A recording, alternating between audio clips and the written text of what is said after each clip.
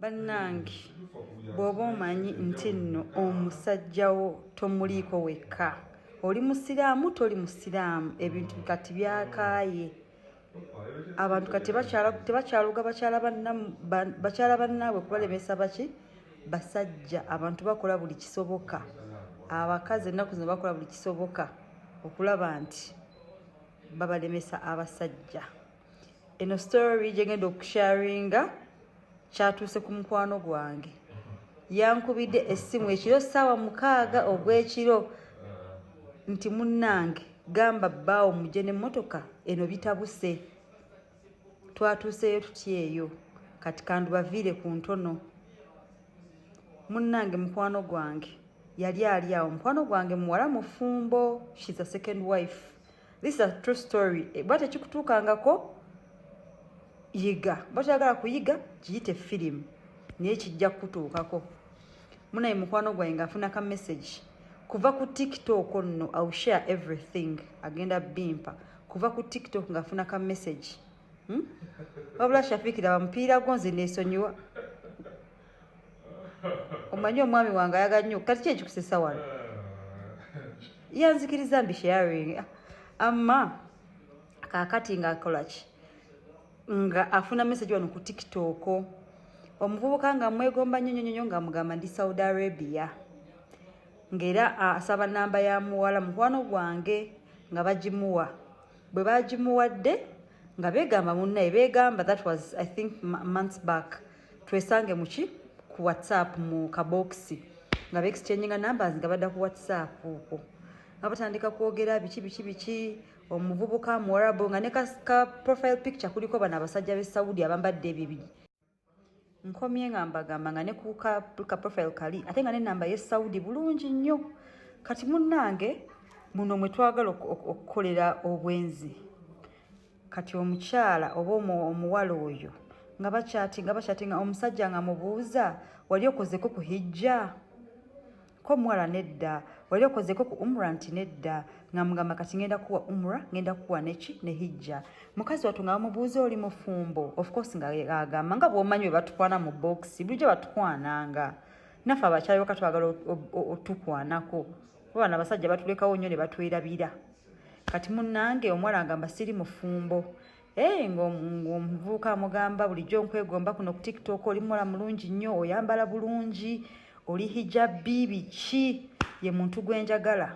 Naye nga omuwala amugamba ku WhatsApp ng'amugamba njagala kukola ki? Njagala kukubira. Naye nga bwamukubira essimu omuwala bwakola call, direct call eya WhatsApp, omuvubuka agijjako bujja.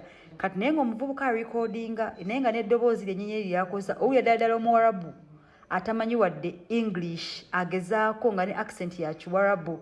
Nga babeera awo biki ngenda kusasula accommodation, ngenda I'm going to cater for everything, your flight, your accommodation, your visa, trip yona y'okujja ne Saudi okole hijja.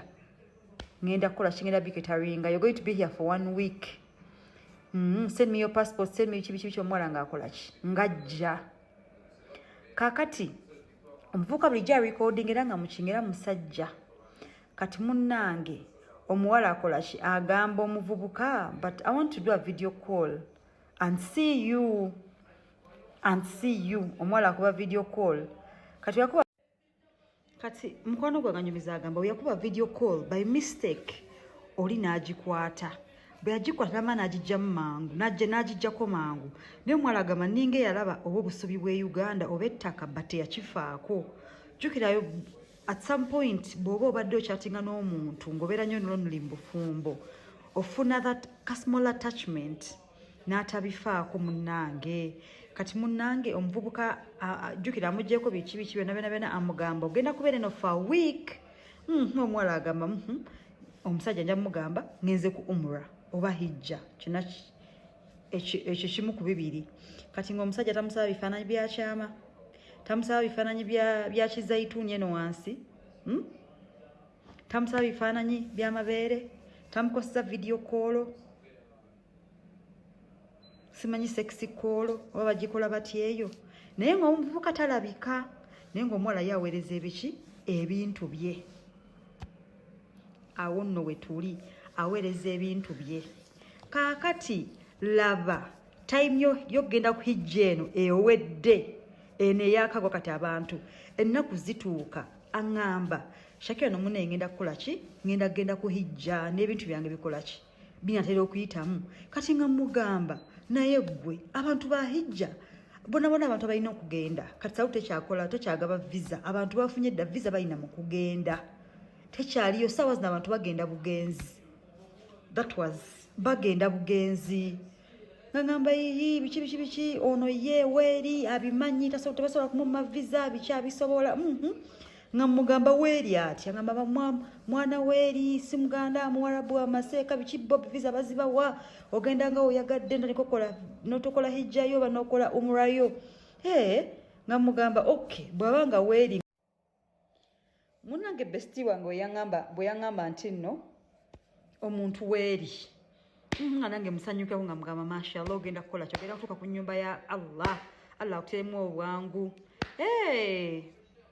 kati munnange nga tubivaako mukwano Sunday neewedde last Sunday saawa 6 n'ezigwamu ngenda okulira akasimu kange ka Airtel kavugira mu nsawo kavuga n'ennyongo zaŋŋaana okugenda okakwata seka ngamba genda ojjeko akasimu ko naawe nga nsituka nkatunulako akuba nga mukwano gwange okukwata essimu ng'omwana akaaba amaziga ng'omuwulira akaaba nga ngamba bw'aba seeka waali awo mutule emmotoka mujje wange kati good enough she's my neighbor wane munyonyo muvuge omwana nga akaaba nga ngamba mwami wange tusituke tugende mukwano gwange ali bwati mpulira akaaba nyonyonyo bikingo ono yeegizaagiza tayagala kuva mu buliri kati nga mugawo togenda kusituka kuntwala nze kanneetwale era nga nkwatawo ekisumuzo ky'emmotoka nga nfuluma kati nga naye ajja nga ngamba sobola kuleka genda vuga kiro wekka tuula nkutwale kuba mukwano wange twekyayira nnyo ku Sande oluusi ajje wange oluusi ffe ne tugenda ewuwe kati munaye tutuukawo ng'omulyango gwa geeti muggule bwe guti mugazi ogamba bafiiriddwa twayingira buyingizi ng'omwana omuwala atudde kabalaza nga bamusibiddeko buli kikye baawe nga amusibiddeko buli kikye wabula agamba ekigambo kimu fuluma wano fuluma ewange kati ng'omwana tamanyi kye yakoze omwana nga afukamira omwana agamba sekambuulira kankubire mama kabiki kati munnange nga ffe tusigala kabalaza omwami wange ng'agamba omwami yolimbadde nsaba kwogera mukko naye kwa bamukwa kati mukumaliriza omwami wange n'owa mukwano gwange anti muyita nnyo sister mukwano gwange omwami wange n'owa mukwano gwange nga badde ebbali ng'omwami wange agamba oyo omwami nti naye munnange mwami Musa ekintu kino kye wakoze obusiraamu tebukkiriza kkettereza bwe butyo wakoze kibi ogwo omusango gukusinga ko omwami ng'akatutema ng'akamutema ng'amugamba nze sinnakettereza ku mukyala wange ono omu ku bakyala bange ye mukwano gwange abadde wakuna abadde yakabeerawo mu bufumbo emyaka 3 kaakati nga mugamba omu ku bakyala bange ye yamperezza ebintu bino naŋŋamba laba omukyala gwe watuleetera agenda tuleetera endwadde za siriimu n'ebirala kati nga mugamba ate ye mukyala we yabijjeewa mbu yabaddeyo mu biwhatsapp bya gurupu by'abantu nga bamuweereza omuntu ate nga naye alaba omuntu amumanyi kyava abiweereza Haji kumbe to cut the story short kuba kyabadde kiwanvu nnyo kirimu ne poliisi kumbe omukyala mwennyini yateekawo oyo omuvubuka ow'e-Saudi nga teyaliiyo ne bafuna neze enamba z'e-Saudi baba bekola batya bambi n'asuula ono omukwano gwange mu katego mukwano gwange obujulizi bonna bulaga bambi mu kitanda kyabwe mu ntebe yenna yeegayudde bw'ati aweereza ekizayituuni mu kitanda kyabwe kyennyini ekyewaka mu ntebe zaabwe wennyini nga talina bwe yewakana and it's so bad nti ne feesi bambi yali agitaddemu nga talina waakola ki bwe yeewakana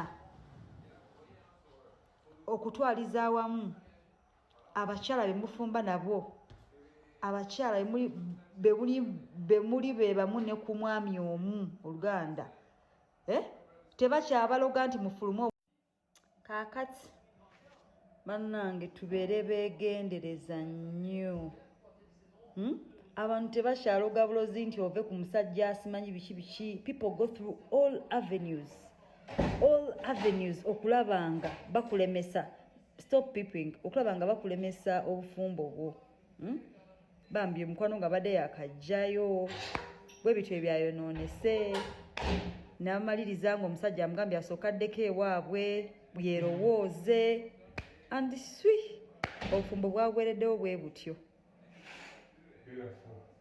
N'olw'ensonga eyo twegendeza abasajja b'oku social media bannange. Sina basajja, omuntu yenna ajja nakwana Facebook, TikTok. Be very vigilant. Buli kyoweereza kyekikuweereza neshafi